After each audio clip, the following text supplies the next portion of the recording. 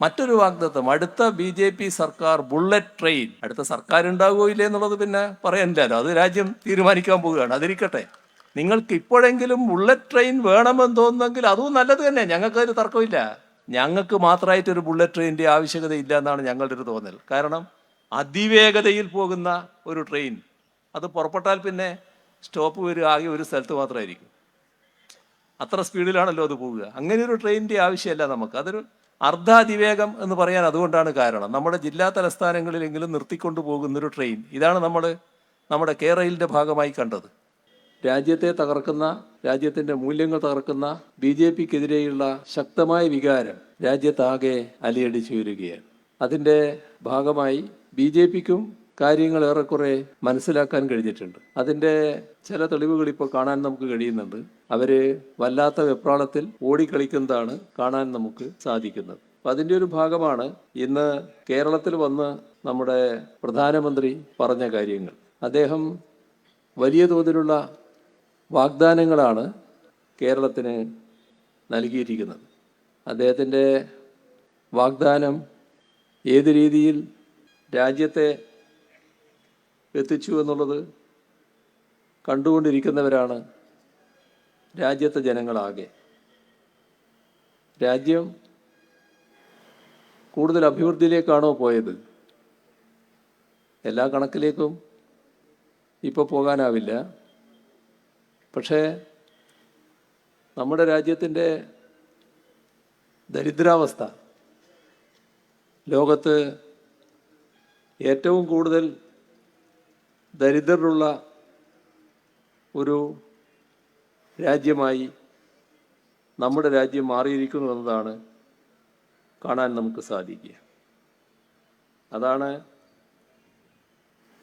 Global hunger ഇൻഡെക്സിൽ നമ്മുടെ രാജ്യം 107-ാം സ്ഥാനത്തെത്താൻ കാരണം. ആകെ 121 രാഷ്ട്രങ്ങളാണ്. നമ്മൾ കഴിഞ്ഞാൽ പിന്നെ 14 രാഷ്ട്രങ്ങൾ മാത്രമേ ലോകത്ത് നമ്മുടെ പിന്നിലുള്ളൂ. എണ്ണം നോക്കിയാൽ ഏറ്റവും കൂടുതൽ ദരിദ്രർ നമ്മുടെ രാജ്യത്താണ്. ഇവിടെ പ്രധാനമന്ത്രിക്ക് ഈ 107-ലേക്ക് ഞങ്ങൾ എത്തിച്ചത് നേരത്തെ ഉണ്ടായ 108-ൽ നിന്നാണ് എന്ന് പറയാനാകില്ല.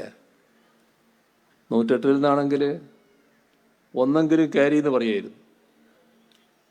ഇത് നേരത്തെ 55ആയിരുന്നു. ആ 55-ൽ നിന്നാണ് 107-ലേക്ക് നമ്മൾ വീണത്. അപ്പോൾ നയമാണ് പ്രധാനം.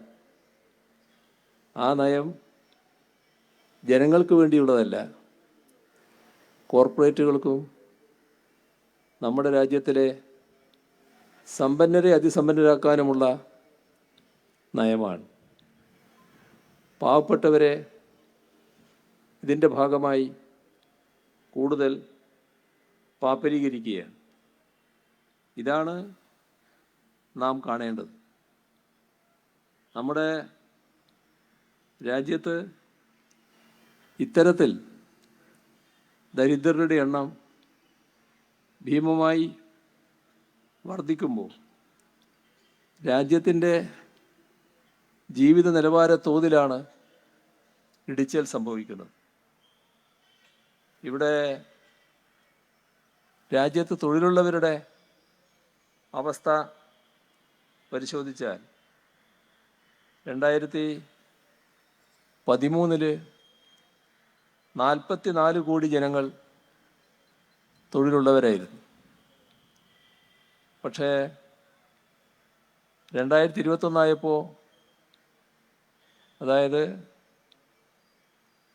മോദിയുടെ ഗവൺമെൻറ് അധികാരത്തിലേറിയതിന് ശേഷമുള്ള കാലം എടുത്തു പരിശോധിച്ചാൽ 2014 മുതൽ 2021 വരെയുള്ള കാലമെടുത്താൽ 38 കോടിയായി അത് കുറയാണ് ചെയ്തത്.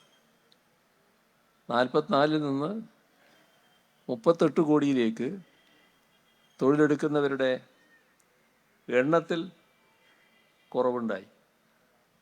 എന്നാൽ തൊഴിലെടുക്കാൻ പ്രാപ്തമായ പ്രായമുള്ളവരുടെ എണ്ണത്തിൽ കുറവല്ല. അത് 79 കോടിയിൽ നിന്ന് 106 കോടിയിലേക്ക് ഉയരുകയാണ് ചെയ്തത്. ഇപ്പോൾ രാജ്യത്തെ എവിടെ എത്തിച്ചു എന്നാണ് ഇത് കാണിക്കുന്നത്.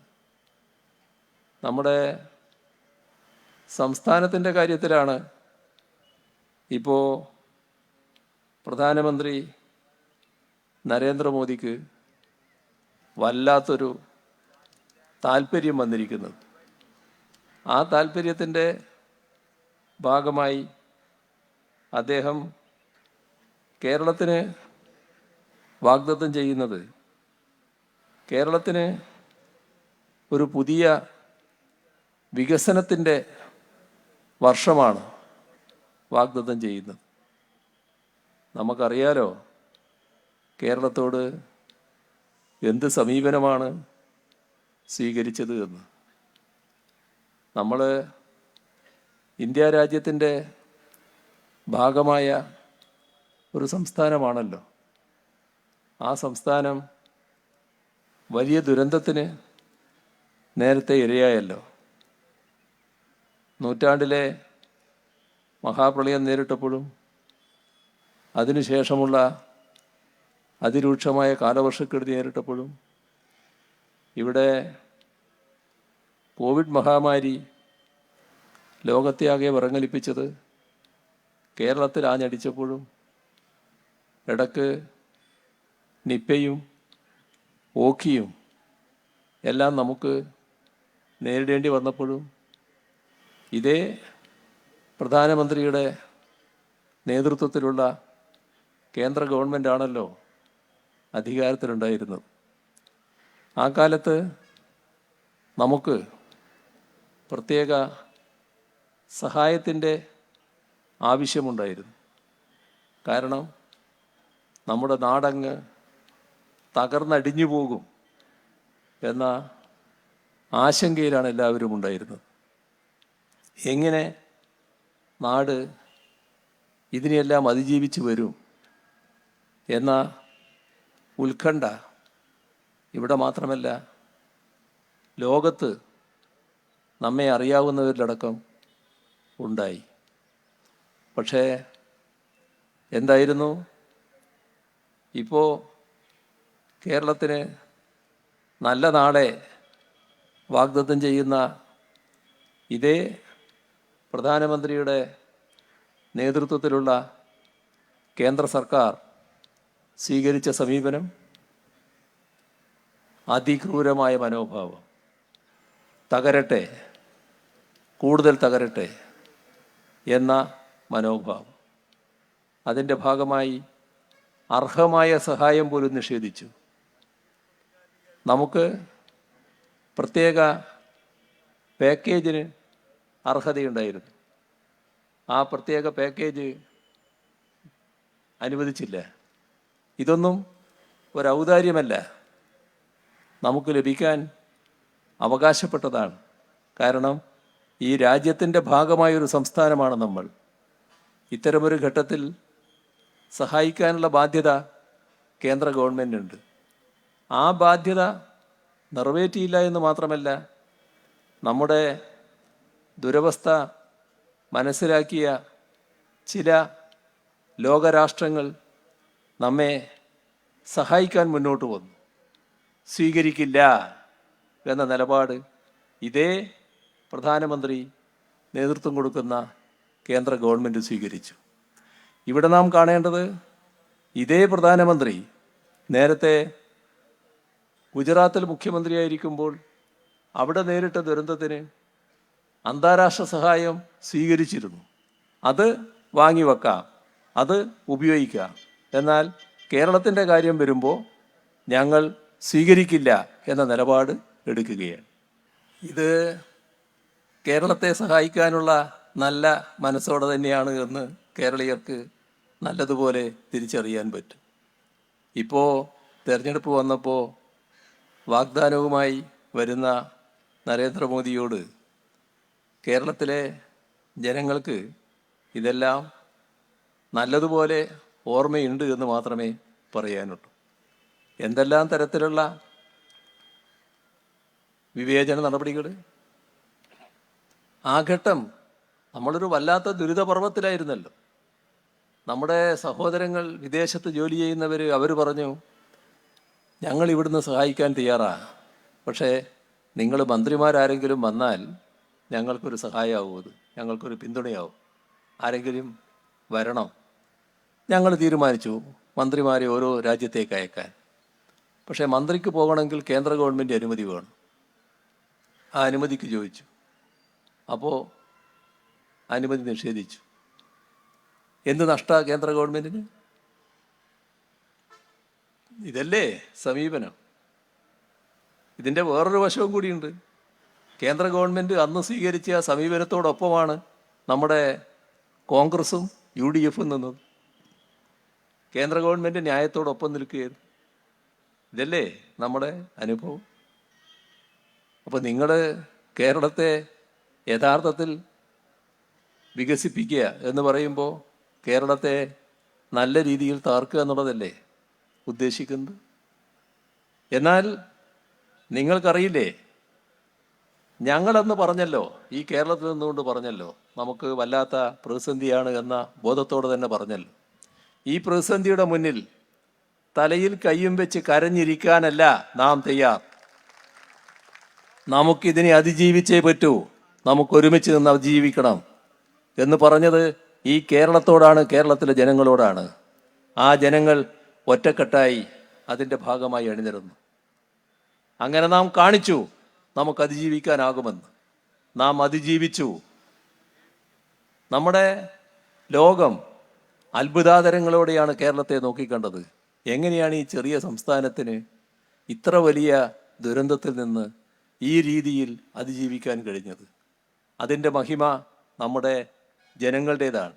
ജനങ്ങളുടെ ഒരുമയും ഐക്യവും അതിലൂടെയാണ് നമുക്ക് അതിജീവിക്കാൻ കഴിഞ്ഞത്. ഇതെല്ലാം ഓർമ്മയുള്ള നാടിൻ്റെ മുന്നിൽ വന്ന് ഞങ്ങൾ നാടിനെ അങ്ങ് വികസിപ്പിച്ച് കളയാം എന്ന് പറഞ്ഞാൽ നിങ്ങളെ പെട്ടെന്ന് സ്വീകരിക്കുമെന്നാണോ വിചാരിക്കുന്നത്?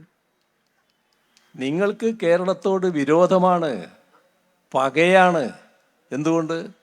നിങ്ങളെ കേരളം സ്വീകരിക്കുന്നില്ല, അതിനിയും സ്വീകരിക്കില്ല. എന്താ കാരണം? ഈ നാട് ജാതിഭേദവും മതദ്വേഷവും ഏതുമില്ലാതെ സർവരും സോദരത്വേന വാഴുന്നൊരു നാടാണ്. ആ നാട്ടിൽ വിദ്വേഷത്തിൻ്റെ പ്രത്യയശാസ്ത്രത്തിനിടമില്ല. അതുകൊണ്ടാണ് നിങ്ങളെ അകറ്റി നിർത്തിയത്. ഇനിയും അകറ്റും, ഇനിയും അകറ്റി നിർത്തപ്പെടുക തന്നെ ചെയ്യും. നിങ്ങളിപ്പോൾ ഓരോ സ്ഥലത്തും പോയി പറയുന്നില്ലേ ഞങ്ങളെ ഒന്ന് അയക്കൂ എന്ന്? നിങ്ങൾ ഈ തെരഞ്ഞെടുപ്പിൽ കേരളത്തിലെ 20 മണ്ഡലങ്ങളിൽ ഒന്നിൽ പോലും 2ാം സ്ഥാനത്ത് പോലും ഉണ്ടാകില്ല എന്നത് മനസ്സിലാക്കിക്കൊള്ളണം. അതൊക്കെ കേരളത്തിൻ്റെ പൊതുവായ വികാരത്തിൻ്റെ ഭാഗമാണ്. അതും ഇതിൻ്റെ കൂടെ തിരിച്ചറിയുന്നത് നല്ലതാണ്. ഇവിടെ ഒരുപാട് വാഗ്ദാനങ്ങളുമായി അദ്ദേഹം വരികയുണ്ടായി. അതിലൊന്ന് ഏറ്റവും തമാശ നിറഞ്ഞൊരു വാഗ്ദാനമാണ്. അത് ആവാസ് പരിപാടിയുടെ ഭാഗമായി, കേരളത്തിലെ പ്രധാനമന്ത്രി ആവാസ് പരിപാടിയുടെ ഭാഗമായി കേരളത്തിലെ ജനങ്ങൾക്ക് വീട് നൽകുന്നതാണ്. എന്താ വീടിൻ്റെ അവസ്ഥ? പ്രധാനമന്ത്രി, നിങ്ങൾ മറന്നിട്ടുണ്ടാവില്ല, ഈ കേരളത്തിൻ്റെ ലൈഫ് പദ്ധതിയുടെ തുടക്കത്തിൻ്റെ ഘട്ടത്തിൽ നിങ്ങളുടെ അടുത്ത് കേരളത്തിൻ്റെ മുഖ്യമന്ത്രി എന്ന നിലയ്ക്ക് ഞാൻ വന്നിരുന്നു. ഞാൻ പറഞ്ഞ കാര്യം കേരളത്തിലുള്ളൊരു പദ്ധതിയെക്കുറിച്ചാണ്. ഈ ലൈഫ് പദ്ധതി, വിവിധ പദ്ധതികളുണ്ട് വീട് നിർമ്മിക്കുന്നത്. ഈ പദ്ധതികളെല്ലാം കൂടി ഏകോപിപ്പിച്ച് എല്ലാ പദ്ധതികളും കൂടി ഒരു കുടക്കീഴിൽ കൊണ്ടുവന്ന് കൂടുതൽ നല്ല നിലയിൽ വീട് നൽകുക, ഇതാണ് ഞങ്ങൾ ഉദ്ദേശിക്കുന്നത്. അതുകൊണ്ട് കേന്ദ്രം നൽകുന്ന വീടിൻ്റെ പദ്ധതിയും നമുക്കിതിൻ്റെ ഭാഗമാക്കാം. അതുമായി സഹകരിക്കാൻ അന്ന് കേന്ദ്ര ഗവൺമെൻറ് തയ്യാറായി. അതാണ് 4 ലക്ഷം രൂപക്ക് വീട് നിർമ്മിച്ച് നൽകുന്ന ലൈഫ് പദ്ധതി. വിവിധ പദ്ധതികളെല്ലാം ഏകോപിപ്പിച്ചാണ് നടത്തിയത്. പക്ഷെ കേന്ദ്ര പദ്ധതി എത്രയാ? ഒന്നിൽ 3/4 ലക്ഷം, മറ്റൊന്നിന് 1.5 ലക്ഷം. 3/4 ലക്ഷവും 1.5 ലക്ഷവും കൊണ്ട് ഇപ്പം തീരുന്ന വീടിൻ്റെ കഥയൊന്ന് ആലോചിച്ച് നോക്കി. അതൊരു വീടായിരിക്കുമോ? കേരളത്തിൻ്റെ അന്തരീക്ഷത്തിലൊന്ന് ആലോചിക്കുക. ആ 3/4 ലക്ഷവും 1.5 ലക്ഷവും കൂടി വാങ്ങി നമ്മൾ ബാക്കി വേണ്ട 2.25 ലക്ഷവും 3.25 ലക്ഷവും ബാക്കി വേണ്ട 2.5 ലക്ഷവും ചേർത്ത് 4 ലക്ഷമാക്കിയിട്ടാണ് ആ വീട് നിർമ്മിക്കുന്നത്. ആ വീടിൻ്റെ എണ്ണം എത്രയാ? അത് വളരെ കുറച്ചെണ്ണ. നമ്മൾ കേരളത്തിലാകെ പൂർത്തിയാക്കിയത് 4 ലക്ഷത്തോളം വീടാണ്. വളരെ നിസ്സാരമായ എണ്ണം മാത്രമാണ് ഇതിൻ്റെ ഭാഗമായിട്ടുള്ളത്. ആ നിസ്സാരമായ എണ്ണവും പിന്നെ തരില്ല നിങ്ങളൊരു നിലപാടെടുത്തില്ലേ? എന്തുകൊണ്ടാണ് നിലപാടെടുത്തത്? നിങ്ങൾക്ക് ആ വീട്ടിൻ്റെ മുന്നിൽ ചെല്ലുമ്പോൾ ഒരു പടവും അവിടെ ഒരു ലോഗവും വേണം. അങ്ങനെ ഈ വീട് ഇങ്ങനെ തന്നതാണെന്ന് കാണിക്കാൻ. അത് കേന്ദ്രത്തിൻ്റേതായിരിക്കണം. ഞങ്ങളെന്താ പറഞ്ഞത്? ഇത്ര വീട് ഞങ്ങളിപ്പോൾ ഇവിടെ പൂർത്തിയാക്കിയിട്ടുണ്ട്. ഇവിടെ ഒരിടത്തും ഇങ്ങനെ യാതൊരു കാര്യവും വെച്ചിട്ടില്ല. എന്തുകൊണ്ട്? ആ വീട് അവിടെ താമസിക്കുന്നവരുടെ സ്വന്തം വീടാണ്. അവരുടെ ആത്മാഭിമാനത്തെ വ്രണപ്പെടുത്തലായിരിക്കും ഇങ്ങനൊരു ബോർഡ് അവിടെ വെച്ചാൽ. അതിൻ്റെ അർത്ഥം അവർ കയറി ചെല്ലുമ്പോൾ ഇത് എൻ്റെ വീടല്ല എന്നൊരു ബോധം ഉണ്ടാക്കലാണ്. അത് അവരുടെ അഭിമാനത്തെ വ്രണപ്പെടുത്തും. ഞങ്ങളത് ചെയ്യില്ല എന്ന് ഞങ്ങൾ പറഞ്ഞു. നിങ്ങൾക്ക് അതിനോട് യോജിക്കാൻ കഴിഞ്ഞോ? യോജിക്കാൻ കഴിയാത്തത് കൊണ്ടല്ലേ നിങ്ങൾ ഈ ചെറിയ സംഖ്യ അടക്കം പിന്നെ കുറച്ച് വീടുകൾക്കേ ഉള്ളൂവെങ്കിലും അതുപോലും തരില്ല എന്നുള്ള നിലപാടെടുത്തത്. നിങ്ങൾ ഇവിടെ വീട് നിർമ്മിച്ച് നൽകുമെന്ന് പറഞ്ഞാൽ ഏത് തരം വീടായിരിക്കും അത് എന്ന് കേരളത്തിന് അറിയാലോ. ഞങ്ങളിപ്പോൾ ഉള്ള വിഷമത്തിനടുക്കും ആ വീടുകൾ ഭംഗിയായി നിർമ്മിച്ച് നൽകുന്ന പ്രവർത്തനം തന്നെയാണ് നടത്തിക്കൊണ്ടിരിക്കുന്നത്. ഇതൊക്കെ നാട് മനസ്സിലാക്കുന്ന കാര്യമാണ് എന്നതാണ് പ്രധാനമന്ത്രി എന്ന നിലക്ക് നരേന്ദ്രമോദി മനസ്സിലാക്കേണ്ടത്. ഇവിടെ 5 വർഷം കൊണ്ട് കേരളത്തെ അന്തർദേശീയ തലത്തിലേക്ക് ഉയർത്തുമെന്നാണ് പറയുന്നത്. ബലേബേഷ്, എന്തൊരു സ്നേഹം കേരളത്തോട്. പക്ഷേ പ്രധാനമന്ത്രി അറിയേണ്ട ഒരു കാര്യം, ഇന്ന് കേരളത്തിന് ദേശീയ തലത്തിലും അന്തർദേശീയ തലത്തിലും ഒരു സ്ഥാനമുണ്ട്. അത് നിങ്ങളുടേതായ ഏതെങ്കിലും സഹായം കൊണ്ട് കിട്ടിയതല്ല. നിങ്ങൾ ചെയ്യേണ്ടിയിരുന്നത് അത്തരം മേഖലകളിൽ കേരളത്തെക്കാളും ഈ സംസ്ഥാനം, ഞങ്ങളുടെ സംസ്ഥാനം, ഞങ്ങൾ നേതൃത്വം കൊടുക്കുന്ന ഉത്തർപ്രദേശ് അല്ലെങ്കിൽ ഗുജറാത്ത്, നോക്കൂ, ഇവിടുത്തെ അവസ്ഥ നോക്കൂ, ഇവിടെ ഈ അവസ്ഥയിലേക്ക് നിങ്ങൾ ഉയരൂ എന്ന് കേരളത്തോട് പറയാമായിരുന്നു. അങ്ങനെ എന്തെങ്കിലും പറയാനുണ്ടോ? ഏതെങ്കിലും മേഖലയിൽ പറയാനുണ്ടോ? കേരളത്തിൻ്റെ ജീവിത നിലവാര തോത് ഇന്ത്യയിൽ ഏതെങ്കിലും സംസ്ഥാനത്തെ അതുമായി താരതമ്യപ്പെടുത്താൻ കഴിയുമോ? നമ്മുടെ ആരോഗ്യ സൂചികകൾ ഇന്ത്യയിൽ ഏതെങ്കിലും സംസ്ഥാനത്തെ അതുമായി താരതമ്യപ്പെടുത്താൻ കഴിയുമോ? നമ്മുടെ പൊതുവിദ്യാഭ്യാസ നിലവാരത്തിൻ്റെ മെച്ചപ്പെടൽ ഇന്ത്യയിലെ ഏതെങ്കിലും സംസ്ഥാനത്തെ അതുമായി താരതമ്യപ്പെടുത്താൻ കഴിയുമോ? നമ്മുടെ ആരോഗ്യ നിലവാരം ഇന്ത്യയിൽ ഏതെങ്കിലും സംസ്ഥാനത്തെ താരതമ്യപ്പെടുത്താൻ പറ്റുമോ? ഇതെല്ലാം താരതമ്യപ്പെടുത്താവുന്നത് ലോകത്തിലെ വികസിത രാഷ്ട്രങ്ങളുമായാണ്. ആ വികസിത രാഷ്ട്രങ്ങളോട് കിടപിടിക്കാവുന്ന നേട്ടങ്ങളാണ് കേരളം നേടിയിട്ടുള്ളത്. നമ്മൾ സമ്പന്നരൊന്നുമല്ല, പക്ഷേ ആ നേട്ടം നമുക്കിതിനകം നേടാൻ കഴിഞ്ഞിട്ടുണ്ട്. അതിൽ കുറച്ച് പ്രയാസം നിങ്ങൾക്കുണ്ട് എന്ന് ഞങ്ങൾക്ക് നല്ല തിരിച്ചറിവുണ്ട്. അതില്ലാതാക്കാനാണ് പലപ്പോഴും നിങ്ങൾ ശ്രമിച്ചിട്ടുള്ളത്. അതിനൊടക്കിടാനാണ് നിങ്ങൾ ശ്രമിച്ചിട്ടുള്ളത്. അതിൻ്റെ ഭാഗമായി കൂടുതൽ മുന്നോട്ട് പോകാനുള്ള എല്ലാ ശ്രമങ്ങളെയും ഓരോ ഘട്ടത്തിലും തടയാനാണ് നിങ്ങൾ ശ്രമിച്ചിട്ടുള്ളത്. അതിനെക്കുറിച്ച് നല്ല ബോധ്യം ഈ കേരളത്തിന് ഉള്ളതാണ്. നിങ്ങൾ അതിൻ്റെ ഭാഗമായി പറഞ്ഞല്ലോ, അതിവേഗ എക്സ്പ്രസ് ഹൈവേയും അതിവേഗ തീവണ്ടിയും അടങ്ങുന്ന നെറ്റ്വർക്കുകൾ കേരളത്തിലുണ്ടാകും. നല്ലത്. ഞങ്ങളതിനെ എതിർക്കുമൊന്നുമല്ല. പക്ഷേ എന്തായിരുന്നു നിങ്ങൾ സ്വീകരിച്ച സമീപനം? ഇപ്പോൾ നമ്മുടെ സംസ്ഥാനത്ത് യാത്രാ ദുരിതം ജനങ്ങൾ വലിയ തോതിൽ അനുഭവിക്കുകയാണല്ലോ. ഏതു തരത്തിലുള്ള യാത്രാ ദുരിതം അനുഭവിക്കുന്നത്? നാഷണൽ ഹൈവേയുടെ വികസനത്തിന് കഴിഞ്ഞ UDF സർക്കാർ കൃത്യസമയത്ത് ഭൂമി ഏറ്റെടുത്തില്ല എന്നുള്ളത് കൊണ്ട് ആ ഭൂമി ഏറ്റെടുക്കലിന് വില കൂടിപ്പോയി. നിങ്ങൾ ഭൂമി ഏറ്റെടുക്കണമെന്ന് സംസ്ഥാനത്തോട് പറയാൻ തയ്യാറായവരല്ലേ നിങ്ങൾ? മറ്റേതെങ്കിലും സംസ്ഥാനത്ത് അങ്ങനെ ചെയ്യുന്നുണ്ടോ? ഈ സംസ്ഥാനത്ത് ആ ഭൂമി ഏറ്റെടുക്കുന്നതിന് 5600 കോടിയിൽ പരം രൂപയല്ലേ ഇപ്പോൾ വാങ്ങി കയ്യിൽ വെച്ചത്, സംസ്ഥാനത്തിൻ്റെ കയ്യിൽ നിന്ന് വാങ്ങി വെച്ചത്? മറ്റേതെങ്കിലും സംസ്ഥാനത്ത് നിങ്ങൾ വാങ്ങിയോ? ഈ സംസ്ഥാനത്തുള്ള താല്പര്യമാണോ അത്? എല്ലായിടങ്ങളിലും നാഷണൽ ഹൈവേ വികസനം നാഷണൽ ഹൈവേ അതോറിറ്റിയുടെ ചെലവിലല്ലേ നടക്കുന്നത്? കേരളത്തിൻ്റെ കാര്യത്തിൽ മാത്രമല്ലേ 25% സംസ്ഥാനം കൊടുക്കേണ്ടി വന്നത്? നിങ്ങൾക്ക് കേരളത്തിൻ്റെ കാര്യത്തിൽ പ്രത്യേക മനോഭാവമാണ് എന്നല്ലേ കാണിക്കുന്നത്? ആ പ്രത്യേക മനോഭാവം ഈ തെരഞ്ഞെടുപ്പിൻ്റെ ഘട്ടത്തിൽ നിങ്ങൾ പ്രകടിപ്പിക്കുന്നതല്ല, ഒരു തരം വിരോധപരമായ സമീപനമാണ് നിങ്ങൾ ഈ കേരളത്തോട് കാണിച്ചത്. ഇപ്പോൾ നിങ്ങൾ പറയുന്നു അതിവേഗ തീവണ്ടി. നല്ലത്, ഒരു സംശയമില്ല. നിങ്ങളതിന് വേറെ ഏതെങ്കിലും പേരിടുന്നുണ്ടെങ്കിലും ഞങ്ങൾക്ക് വിഷമമൊന്നുമില്ല. ഞങ്ങൾക്ക് വേണ്ടത് എന്താ? യാത്രക്കുള്ള സൗകര്യമാണ്. ഞങ്ങളതിനൊരു പേരിട്ടു, കെ റെയിൽ. പൊതുവിലൊരു പേര് അംഗീകരിക്കപ്പെട്ടു. റെയിൽവേക്കും അതിനോട് യോജിപ്പുണ്ടായി. നിങ്ങൾ എന്തേ പുറകോട്ട് പോയത്? എന്തുകൊണ്ട് നിങ്ങൾ അംഗീകരിച്ചില്ല? ഇതൊരു സംസ്ഥാനമാണല്ലോ. സംസ്ഥാനത്തിന് എല്ലാ കാര്യവും തീരുമാനിക്കാൻ അധികാരമില്ലല്ലോ. റെയിലുമായി ബന്ധപ്പെട്ട എല്ലാ കാര്യങ്ങളും കേന്ദ്രം തീരുമാനിക്കണം, എങ്കിൽ മാത്രമേ നടപ്പാക്കാനാവൂ. നിങ്ങൾ തീരുമാനിക്കാത്തത് കൊണ്ട് മാത്രമല്ലേ നടപ്പാക്കാത്തത്? എന്തേ നിങ്ങൾ തീരുമാനിക്കാതിരുന്നത്? എന്തായിരുന്നു അതിന് തടസ്സം? നമ്മൾ കണ്ടതല്ലേ. നിങ്ങൾ അതിന് ശേഷം വന്ദേ ഭാരത് ഇട്ടു. നല്ലത്, അത്രയെങ്കിലും ആശ്വാസമാകുമെങ്കിൽ ആശ്വാസമാകട്ടെ. പക്ഷേ ആശ്വാസമായോ?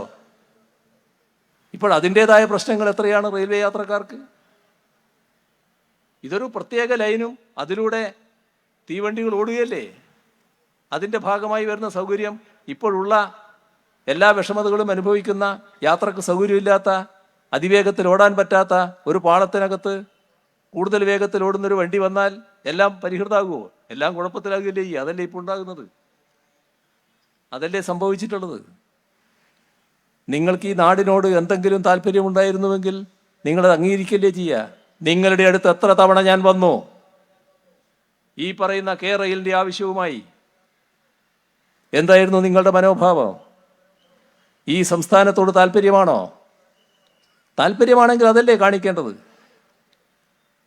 ഇപ്പോൾ നിങ്ങൾ താല്പര്യമാണെന്ന് പറഞ്ഞാൽ ആര് വിശ്വസിക്കും? നിങ്ങളുടെ ചെയ്തികളല്ലേ നിങ്ങളുടെ കണ്ണാടി. നിങ്ങളെ ജനങ്ങൾ നോക്കി നിൽക്കുകയല്ലേ. ഇവിടെ മറ്റൊരു വാഗ്ദത്തം, അടുത്ത BJP സർക്കാർ ബുള്ളറ്റ് ട്രെയിൻ. അടുത്ത സർക്കാർ ഉണ്ടാകുമോ ഇല്ലേ എന്നുള്ളത് പിന്നെ പറയാനില്ലല്ലോ, അത് രാജ്യം തീരുമാനിക്കാൻ പോവുകയാണ്. അതിരിക്കട്ടെ. നിങ്ങൾക്ക് ഇപ്പോഴെങ്കിലും ബുള്ളറ്റ് ട്രെയിൻ വേണമെന്ന് തോന്നുന്നെങ്കിൽ അതും നല്ലത് തന്നെ, ഞങ്ങൾക്കതിന് തർക്കമില്ല. ഞങ്ങൾക്ക് മാത്രമായിട്ടൊരു ബുള്ളറ്റ് ട്രെയിനിൻ്റെ ആവശ്യകതയില്ല എന്നാണ് ഞങ്ങളുടെ ഒരു തോന്നൽ. കാരണം അതിവേഗതയിൽ പോകുന്ന ഒരു ട്രെയിൻ, അത് പുറപ്പെട്ടാൽ പിന്നെ സ്റ്റോപ്പ് വരിക ആകെ ഒരു സ്ഥലത്ത് മാത്രമായിരിക്കും. അത്ര സ്പീഡിലാണല്ലോ അത് പോവുക. അങ്ങനെ ഒരു ട്രെയിനിൻ്റെ ആവശ്യമല്ല നമുക്ക്. അതൊരു അർദ്ധാതിവേഗം എന്ന് പറയാൻ അതുകൊണ്ടാണ് കാരണം, നമ്മുടെ ജില്ലാ തലസ്ഥാനങ്ങളിലെങ്കിലും നിർത്തിക്കൊണ്ടു പോകുന്നൊരു ട്രെയിൻ. ഇതാണ് നമ്മുടെ കെ റെയിലിൻ്റെ ഭാഗമായി കണ്ടത്. അതൊക്കെ ചർച്ചയിലൂടെ പരിഹരിക്കാവുന്നതാണ്. അതല്ല മറ്റതാണോ വേണ്ടത് എന്നൊക്കെ ചർച്ചയിലൂടെ പരിഹരിക്കാവുന്നതാണ്. ഏതായാലും കൂടുതൽ ദൂരത്തേക്ക് ഒരു ബുള്ളറ്റ് ട്രെയിൻ വരുന്നുണ്ടെങ്കിൽ നമുക്കതിനെ സ്വാഗതം ചെയ്യുന്നതിന് പ്രയാസമൊന്നുമില്ല. കേരളത്തിന് മാത്രമായിട്ട് അതത്ര കണ്ട് പ്രായോഗികമാണ് എന്ന സംശയമുണ്ട് എന്ന് മാത്രം. പക്ഷേ നിങ്ങളുടെ മനോഭാവം എന്ത്? നിങ്ങളതിന് അനുകൂലമല്ലല്ലോ. അതല്ലേ കെ റെയിലിൻ്റെ കാര്യത്തെ നിങ്ങൾ സ്വീകരിച്ചത്. ഇവിടെ മത്സ്യമേഖലയിലെ പ്രശ്നങ്ങൾ പറയുകയുണ്ടായി. മത്സ്യമേഖലയിൽ ധാരാളം പ്രശ്നങ്ങൾ നിലനിൽക്കുന്നുണ്ട്. അതിലേറ്റവും പ്രധാനപ്പെട്ട പ്രശ്നം നമ്മുടെ തീരദേശ മേഖലയുമായി ബന്ധപ്പെട്ട് തന്നെയാണ്. ഒരു തീരദേശ പാക്കേജ് വേണമെന്ന് സംസ്ഥാനം പറഞ്ഞല്ലോ. നമ്മുടെ തീരദേശം എടുത്താൽ കേരളത്തിനൊരു പ്രത്യേകത, ഒരു ഭാഗം തീരദേശം, മറ്റൊരു ഭാഗം വനാതിർത്തി. ഈ രണ്ടിടത്തും രണ്ട് തരത്തിലുള്ള പ്രശ്നങ്ങൾ നിലനിൽക്കുന്നു. രണ്ടിനും കേന്ദ്ര ഗവൺമെൻറ് സഹായം വേണ്ടേ? ഞങ്ങൾ കേന്ദ്ര ഗവൺമെൻറ്റിനോട് പറഞ്ഞല്ലോ, തീരദേശത്തെ സംരക്ഷിക്കാനുള്ള ഒരു പ്രത്യേക പാക്കേജ് വേണം, അതിന് സഹായം വേണം. വല്ലതും ചെയ്യാൻ തയ്യാറായോ? രാജ്യത്തിൻ്റെ അതിർത്തിയല്ലേ ഈ തീരദേശം എന്ന് പറഞ്ഞാൽ. ആ അതിർത്തിയല്ലേ കടൽ എടുത്തു പോകുന്നത്. അത് സംരക്ഷിക്കാനുള്ള സഹായം കേന്ദ്രത്തിൽ നിന്ന് വേണ്ടേ?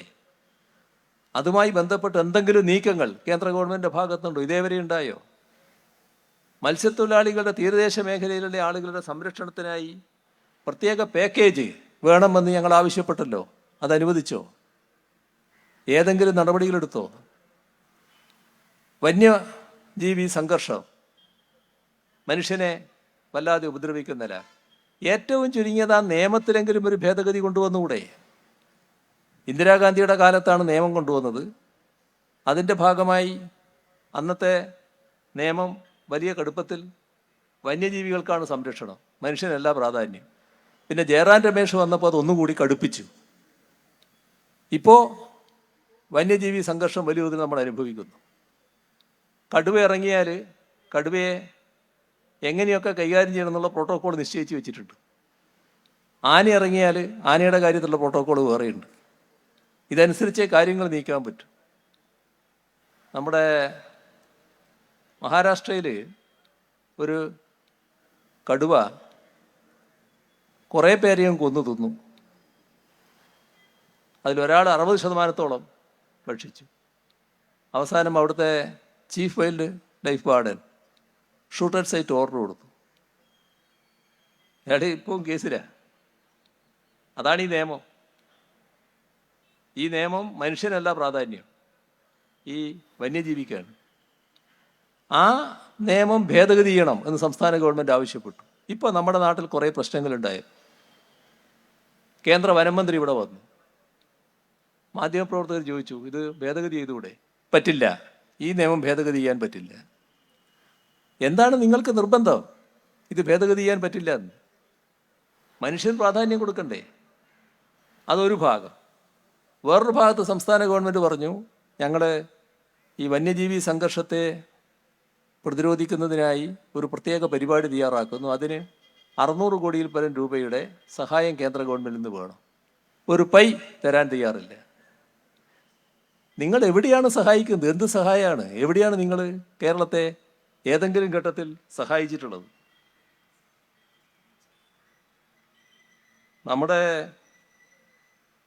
സംസ്ഥാനത്തിന് നേരെ ഈ തരത്തിലുള്ള ഒരുപാട് കാര്യങ്ങളാണ് പറഞ്ഞുകൊണ്ടിരിക്കുന്നത് എന്നത് നമ്മൾ ഓർക്കണം.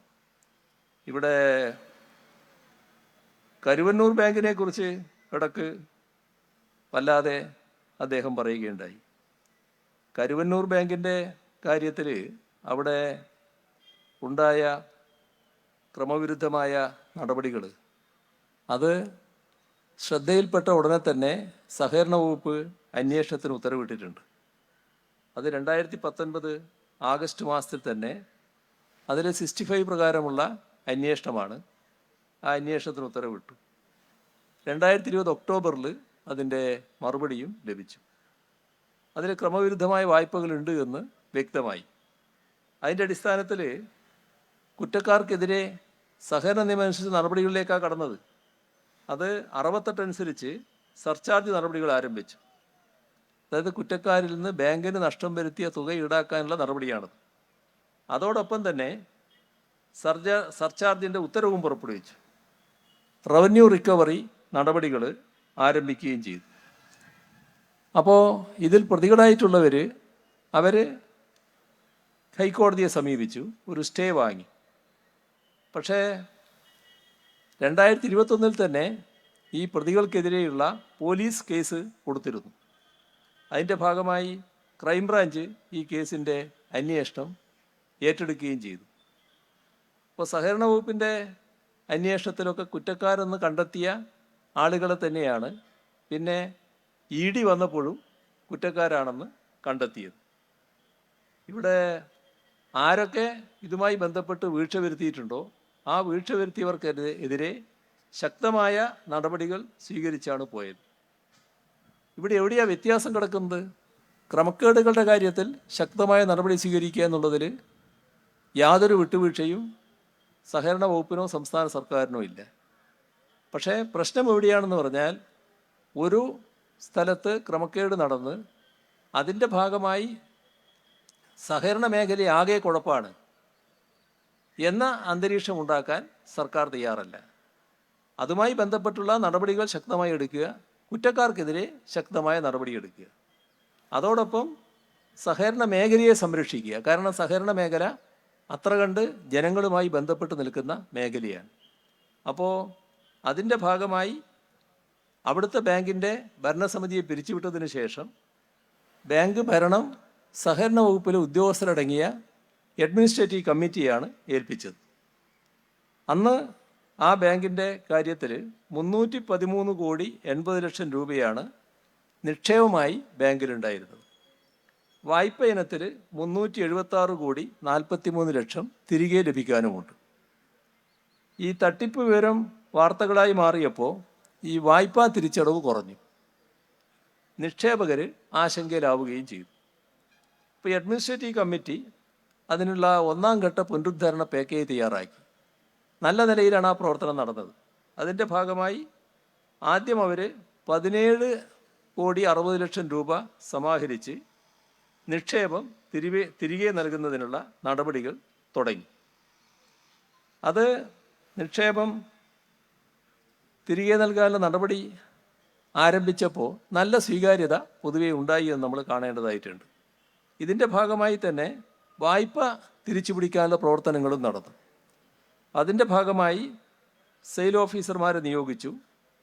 ഇപ്പോൾ 103 കോടി രൂപയുടെ വായ്പാ തിരിച്ചടവ് വന്നു കഴിഞ്ഞിട്ടുണ്ട്. 117 കോടി രൂപയുടെ നിക്ഷേപം മടക്കി നൽകുകയും ചെയ്തിട്ടുണ്ട്. ഒരു സാധാരണ നിലയിലേക്ക് ആ ബാങ്ക് മാറുന്നു എന്നാണ് കാണാൻ സാധിക്കുക. ഇപ്പോൾ ബാങ്ക് വായ്പകൾ നൽകുന്നുണ്ട്. സഹകരണ വകുപ്പിൻ്റെ മേൽനോട്ടത്തിൽ നടന്ന നടപടികളുടെ ഭാഗമായി 8 കോടി 16 ലക്ഷം രൂപയുടെ പുതിയ വായ്പകൾ അനുവദിച്ചുകൊണ്ട് സാധാരണഗതിയിലേക്ക് ആ ബാങ്ക് മാറുന്ന അവസ്ഥയിലേക്ക് എത്തിയിട്ടുണ്ട്. ഇതൊക്കെ സഹകരണ മേഖലയുടെ സംരക്ഷണത്തിന് വേണ്ടി സ്വീകരിക്കുന്ന നടപടിയാണ്. അതേസമയം കുറ്റക്കാർക്കെതിരെ ഒരു തരത്തിലുള്ള വിട്ടുവീഴ്ചയും ഇല്ല. എന്നാൽ ED ഇവിടെ വന്നപ്പോൾ എല്ലാ വായ്പാ രേഖകളും എടുത്തുകൊണ്ടുപോയി. അപ്പോൾ ആവശ്യമായ രേഖകൾ കയ്യിലില്ലാതെ ഈ പണം ഈടാക്കാൻ പറ്റില്ല, വായ്പ ഈടാക്കാൻ പറ്റാത്ത അവസ്ഥ വന്നു. അപ്പോൾ ബാങ്ക് രേഖ വേണമെന്ന് ബാങ്ക് ആവശ്യപ്പെട്ടു, അത് കൊടുക്കാൻ തയ്യാറായില്ല. അവസാനം കോടതി പറഞ്ഞു കൊടുക്കണമെന്ന്. ഇപ്പോഴും പൂർണ്ണമായി കൊടുക്കുന്ന നടപടി ആയിട്ടില്ല. ഏതായാലും വായ്പ നല്ല രീതിയിൽ തിരിച്ചുപിടിക്കുന്ന നടപടിയാണ് സ്വീകരിക്കപ്പെട്ടിട്ടുള്ളത്. ഇതാണ് ആ ബാങ്കിൻ്റെ കാര്യത്തിൽ ഉണ്ടായിട്ടുള്ളത് എന്ന് കാണണം.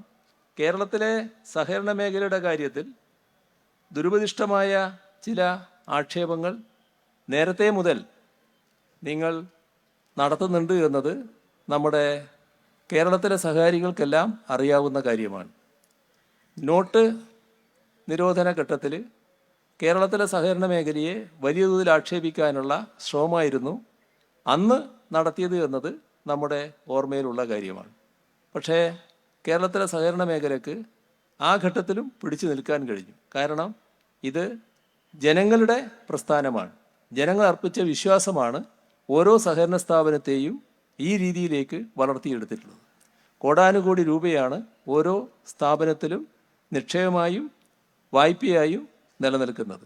അതിനെ അതേ രീതിയിൽ തന്നെ നിലനിർത്തിക്കൊണ്ടു പോവുക, അതിൻ്റെ വിശ്വാസ്യത കൂടുതൽ ശക്തമായി ഉയർത്തിക്കൊണ്ടുവരിക, ക്രമവിരുദ്ധമായ ഒരു നടപടിയും ഒരിടത്തും അനുവദിക്കാതിരിക്കുക, ഇതാണ് സർക്കാർ ഇക്കാര്യത്തിൽ സ്വീകരിക്കുന്ന നടപടികൾ. ഇത് പ്രധാനമന്ത്രിക്ക് മനസ്സിലാക്കാൻ കഴിയാത്തത് കൊണ്ടല്ല, പക്ഷേ തെരഞ്ഞെടുപ്പിൻ്റെ ഘട്ടമായപ്പോൾ അതിൻ്റെ ഭാഗമായി ഇരിക്കട്ടെ എന്ന് വെച്ച് കുറേ പ്രചരണങ്ങൾ നടത്തിക്കൊണ്ടിരിക്കുകയാണ്. ഇതിൻ്റെ ഭാഗമായി ഇവിടുന്ന് കാട്ടാക്കട എത്തിയപ്പോൾ കാട്ടാക്കടയിൽ പറയുമ്പോൾ നമ്മുടെ ഇവിടുത്തെ ജില്ലാ സെക്രട്ടറിക്ക് 100 കോടി രൂപയിലധികം സ്വത്തുണ്ട് എന്ന് അവിടെ പറയുകയുണ്ടായി.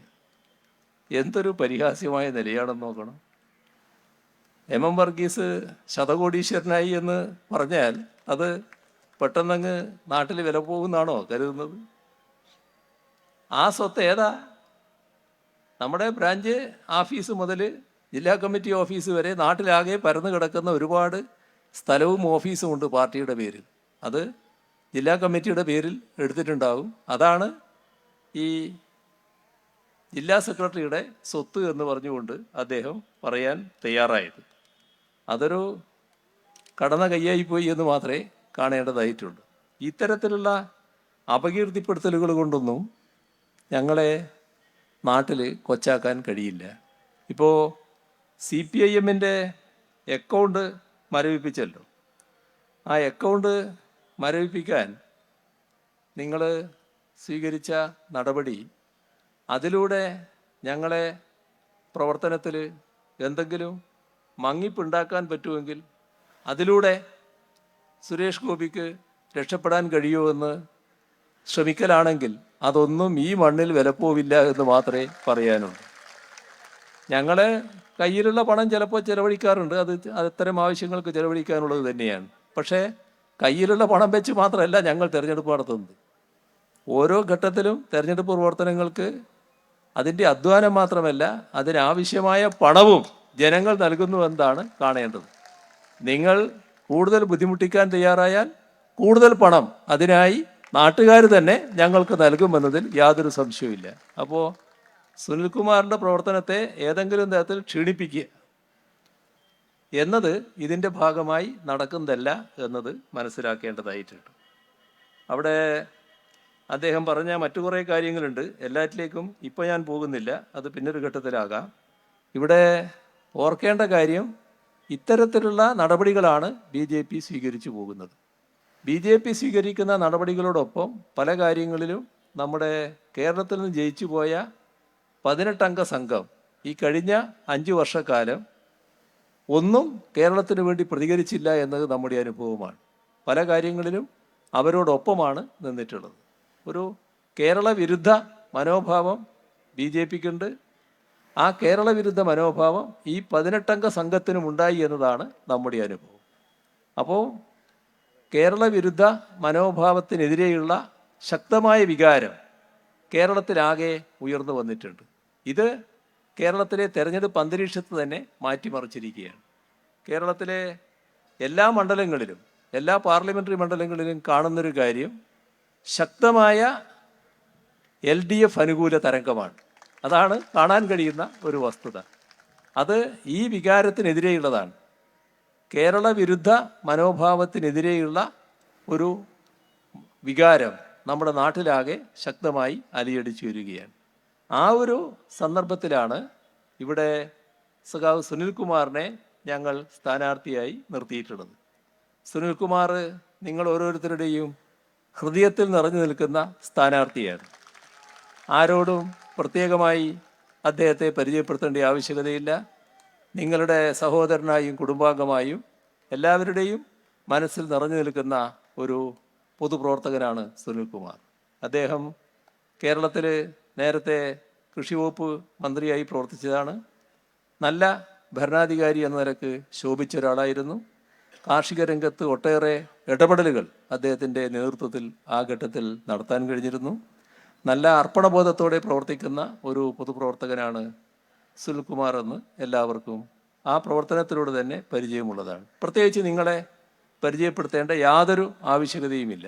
അപ്പോൾ ഒരു പ്രത്യേകതയുള്ളത് നിലപാടുകളിലുള്ള വ്യക്തതയാണ്, ആശയകാര്യങ്ങളിൽ നല്ല തെളിമയാണ്. അപ്പോൾ നിലപാടിൽ തെളിമയും ആശയ വ്യക്തതയും, ആ കാര്യത്തിൽ സുനിൽകുമാർ നല്ല സമ്പന്നനാണ്. അപ്പോൾ രാജ്യത്തിൻ്റെ പ്രശ്നമായാലും കേരളത്തിൻ്റെ പ്രശ്നമായാലും തൃശ്ശൂർ മണ്ഡലത്തിൻ്റെ പ്രശ്നമായാലും ഏത് കാര്യങ്ങളിലും നല്ല രീതിയിൽ ഇടപെടാൻ സഖാവ് സുനിൽകുമാറിന് കഴിയും. ആ സുനിൽകുമാറിനെ അദ്ദേഹത്തിൻ്റെ ചിഹ്നമായ അരിവാൾ നിൽക്കുന്നൊരു അടയാളത്തിൽ വോട്ട് രേഖപ്പെടുത്തി വലിയ ഭൂരിപക്ഷത്തോടെ ലോക്സഭയിലേക്ക് അയക്കുക എന്ന് അഭ്യർത്ഥിച്ചുകൊണ്ട് അവസാനിപ്പിക്കുന്നു. നിങ്ങൾക്കെൻ്റെ അഭിവാദ്യം.